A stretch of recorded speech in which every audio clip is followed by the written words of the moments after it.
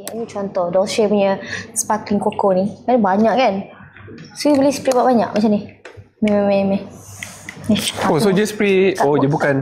Bukan kat baju. Banyak ni. Tak apa. Serius tak apa. Oh, but it smells so nice. Ya. Wow. Tapi dia tak tahan selama perfume lah. Perfume is 8 hours kan? Tahan. Sampai 12 wow, this jam. smells so good. 5 hours. Yang tadi tu yang mana 12 jam suka hati? Fragrance, 8 hours and above. Yes. Wow. Sama je. Maksudnya lama juga. Faham dah? Tapi bila pakai bila waktu tidur, untuk siapa? Saya keluar dulu. Seorang. Tak, it's a serious question.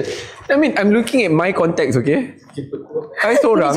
Tu apa untuk miau-miau naik atas katil? Untuk Jack. Tak, I'm asking a serious. Tak, kau jangan salah faham. I'm asking a serious question. Ramai orang yang menonton ni, they are alone at night.